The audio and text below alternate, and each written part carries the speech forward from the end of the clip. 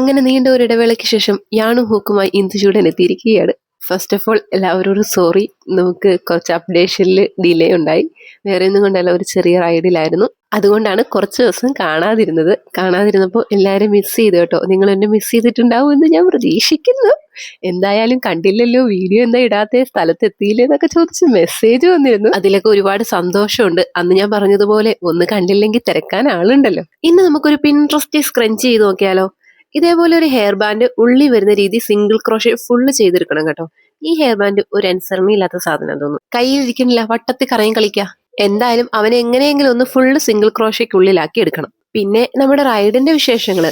Husband ഒരു rider ആയതുകൊണ്ട് തന്നെ ഒന്ന് യെസ് പറയേണ്ട കാര്യമേ ഉള്ളൂ, പെട്ടി പാക്ക് ചെയ്യാൻ. പക്ഷെ ഇത്രയും നാൾ ഞാൻ ആ യെസ് പറഞ്ഞിരുന്നില്ല. അതിന് ഞാൻ ഇതുവരെയും പുറത്തുവിട്ടിട്ടില്ലാത്ത ഒരു കാരണമുണ്ട്. ഞങ്ങളുടെ കുഞ്ഞ് അവളുണ്ടായതിനു ശേഷം ഞങ്ങൾ ഇതൊക്കെ വേണ്ടാന്ന് വെച്ചതാണ്. മറ്റു കുട്ടികളെ പോലെ ആയിരുന്നില്ല അവള്. എനിക്ക് എഴുന്നേറ്റ് നിൽക്കാൻ പോലും പറ്റാത്ത അവസ്ഥ. മീൻസ് എന്റെ ഡെലിവറി സിസേറിയൻ ആയിരുന്നു. ഓപ്പറേഷൻ കഴിഞ്ഞ് നെക്സ്റ്റ് ഡേ അവളെ എന്നീന്ന് കൊണ്ടുപോയതാണ്. ഹാർട്ടിലെ വെയിൻസ് മാറി ഒഴുകി. Rare heart disease. എന്റെ ഓപ്പറേഷൻ കഴിഞ്ഞ് 6th ഡേ മുതൽ അവൾക്കായി ഹോസ്പിറ്റലിൽ കയറി തുടങ്ങിയതാണ് ഞാൻ. ഒരു പനി വരുന്ന കാര്യം ആലോചിക്കുമ്പോൾ തന്നെ പേടിയായിരുന്നു. അതേപോലെ നോക്കി ഒരു കുഞ്ഞിനെയും കൊണ്ട് എങ്ങനെയാണ് ഞാൻ എന്റെ ഇഷ്ടങ്ങൾ നോക്കി റൈഡ് പോകാൻ പറ്റുക? റൈഡെന്നൊന്നും ചിന്തിക്കാൻ പോലും പറ്റിയിരുന്നില്ല. പിന്നെ എനിക്ക് എൻ്റെതായിട്ടുള്ള കുറേ പേഴ്സണൽ ഇഷ്യൂസ്, പോസ്റ്റ്മോർട്ടം പ്രശ്നങ്ങൾ വേറെയും. ജനിച്ച് 4th മന്തിൽ കുഞ്ഞിൻ്റെ സർജറി കഴിഞ്ഞു. ഓപ്പൺ സർജറി ആയിരുന്നു.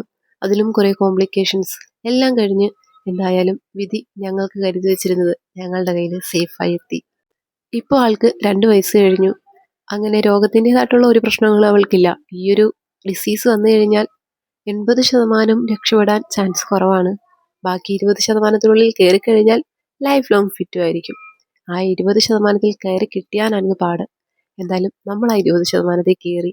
അതുകൊണ്ട് ഇപ്പോൾ ആൾക്ക് കുഴപ്പമൊന്നുമില്ല. എങ്കിലും 15 വയസ്സ് വരെയും ചെക്കപ്പ് കാര്യങ്ങൾ എല്ലാം നമ്മൾ കറക്റ്റായിട്ട് ഫോളോ അപ്പ് ചെയ്തിരിക്കണം. ഇനി ആൾ ഓക്കെ ആണ് എന്നുള്ള ഡോക്ടറുടെ നിർദ്ദേശപ്രകാരം ഞങ്ങൾ വീണ്ടും റൈഡുകൾ സ്റ്റാർട്ട് ചെയ്യാൻ ആരംഭിച്ചിട്ടുണ്ട്. സോ ഇടയ്ക്കിടയ്ക്ക് ഇതേപോലെയുള്ള ഗ്യാപ്പുകൾ വന്നാൽ ആരും തെറ്റിദ്ധരിക്കുകയോ പിണങ്ങിപ്പോവുകയും ചെയ്യരുത്. നമ്മൾ ഉടനെ തന്നെ തിരിച്ചു വരുന്നതായിരിക്കും. എൻ്റെ മാക്സിമം ഞാൻ വീഡിയോസ് കറക്റ്റായിട്ട് അപ്ലോഡ് ചെയ്യാൻ ശ്രമിക്കാം. പക്ഷേ നമുക്ക് ഈ റേഞ്ചിൻ്റെ ഇഷ്യൂ, നെറ്റ്വർക്ക് ഇതൊക്കെ വന്നു കഴിഞ്ഞാൽ നമുക്കൊന്നും ചെയ്യാൻ പറ്റില്ലല്ലോ. അങ്ങനെയുള്ള സാഹചര്യങ്ങളിൽ മാത്രം എല്ലാവരും ഒന്ന് ക്ഷമിക്കണം കേട്ടോ. എന്തായാലും പറഞ്ഞു വന്ന് നമ്മുടെ സ്ക്രഞ്ചി റെഡി ആയിട്ടുണ്ട്.